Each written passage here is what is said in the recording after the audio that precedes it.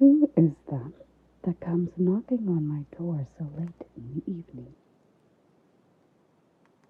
Oh, you. I don't mean to sound rude, but now is not an optimal moment for our second meeting. I presume you asked around for my address? A clever little bug, aren't you? Good looks and a brain. No, I can't. I'm sorry, my beauty. Even if you are a moth beckoned to a flame, I cannot allow you to come in at this time. Give me a moment or two, and I will make myself and my home decent, so you can come in.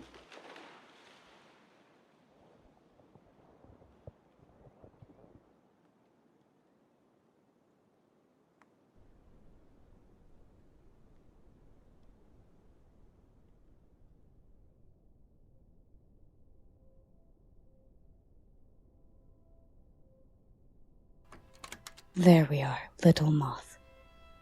I hope you've been well. I've been able to get my head straight since our last meeting, so my resolve should be able to last a moment longer this time. You have questions? Well, so do I. I don't like talking about myself and my affliction, so to speak. But for you, I'll do many things, little moth. Yes, it appears I've found a name I can refer you to that suits you best.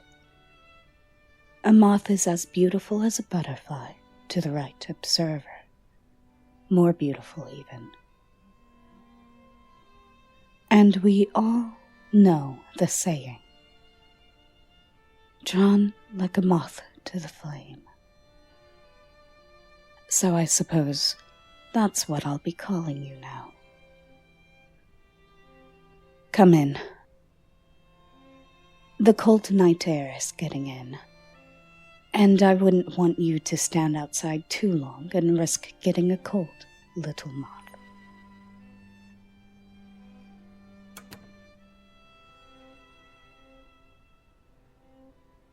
You seem conflicted by two questions. So let me answer the first, most obvious one for you. The painting that would go above the fireplace is locked away. Very far behind bars and draped with a cloth.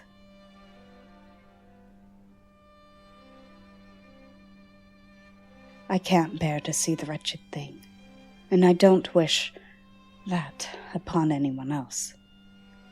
Now, I'll ask a question, and then you answer. And it's your turn again after that. I will not lie, not to you. I will tell you the utter and bare truth. If you are repulsed by that, we will not meet again. I will be left sad, but at least I would have no chance to do anything rash. Now then, my question. Let's see. How about I start with a light subject? You work as a flower trader? What types of flowers are your favorites?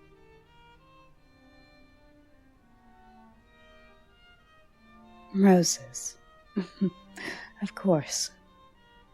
Any others? Lilacs and thorns. Lilacs and thorns. How coincidental.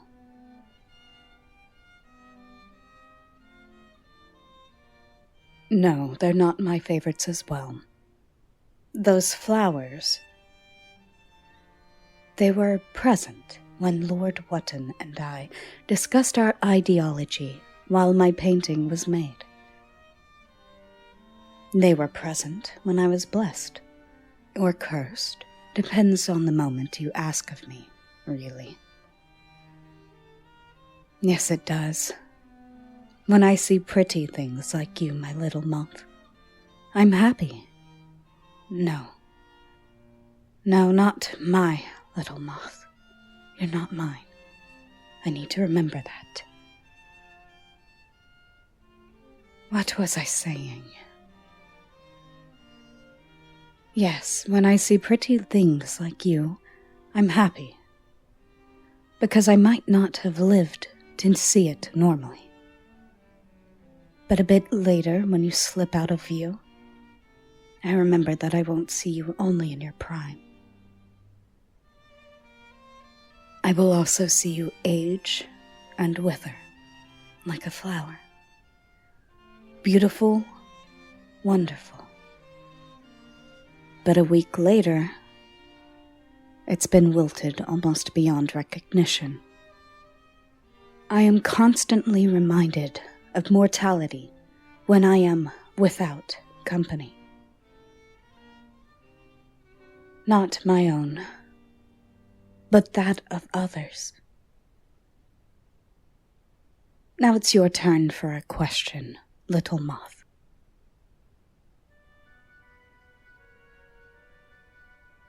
Whether I have ever been to a masquerade? Yes, I have. But the question that follows after that will likely be a no. I said 3 meetings, yes. But a planned moment to meet is not how this game is played. You're already playing a false game by showing up at my doorstep, you know. Yes, you've been quite naughty. No. That won't do. I can do better than that. I am better than that. Give me a moment, little moth.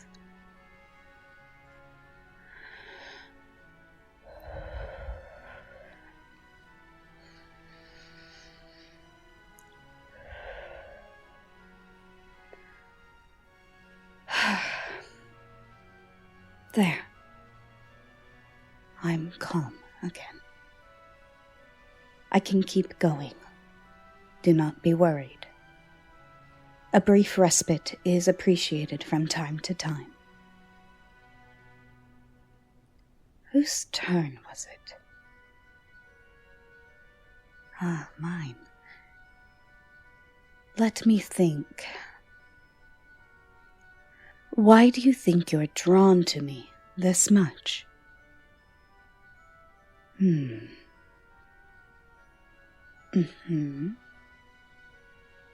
So let me repeat that to make sure that I understand correctly.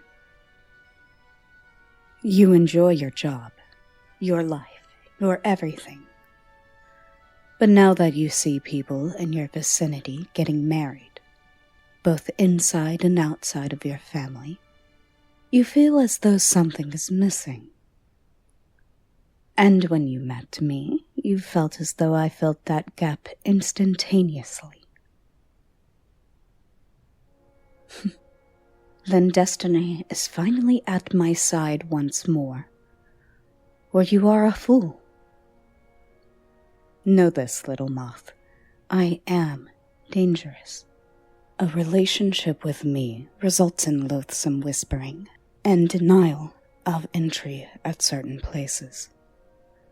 Some people have an idea of what I am. They call me a Wiccan, a sorcerer, a magician.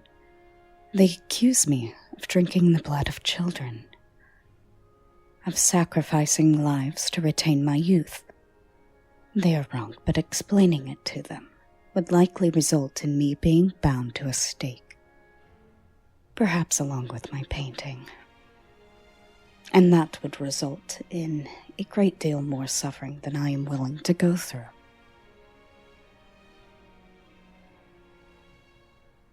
How do I know that? Well, I've been burned on a stake before.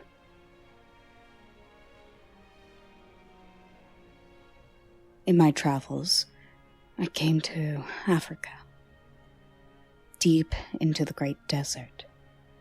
What I found was a village of, unfortunately, most would say savages, but I dislike that word. They are people. Either way, this village saw me in the desert, traveling as if the heat had no effect on me. They, reasonably so, concluded I was something more than human. And in their fear, they bound me to a stake and prepared to burn me. My flesh was not consumed in the inferno, but I could still feel pain. Blistering pain of endless heat trying to consume my body. I saved myself, and the pain was short, but I would never go through that again. Now, enough about that grim subject. Your turn to ask a question once more. I'm sorry, little moth. I don't think I understand. Could you repeat that? Say that again, little moth. I want to hear it. I wish I could, my beautiful. I wish I could take that invitation and stop restraining myself. I've said before that I wanted to pin you to the wall and have my way with you. And that feeling has yet to diminish. But I can't. Even with your consent. Even in my home with no one around. I couldn't bear it. Tomorrow morning, I would wake up and feel nothing with regret. Whether you lay beside me or not. Because I know I would have taken you too far. Today is 2. Today is our 2nd meeting, not the 3rd. Our arrangement is such that if we meet one last time, I will consider it. I will consider taking you and keeping you. I will consider letting my self-control go. But today is not our 3rd meeting. And if you knock on my door again, I will guarantee you that the answer would be no. The next time we meet will be up to chance. Up to luck. Not a planned outing, not something you or me could influence. Now, please, go. I cannot stand this much longer. You know I would rather swallow a lit match than hurt a hair on your head. I need time once more. I'm sorry, little moth.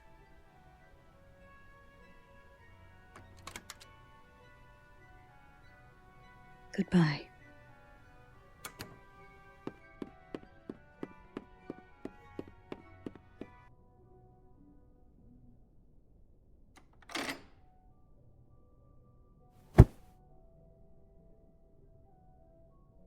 Oh, my soul. Oh, my good soul. Have I truly gotten better? Or am I simply acting? I know a painting can't answer in spoken words. But perhaps the withering flesh you portray might have rejuvenated.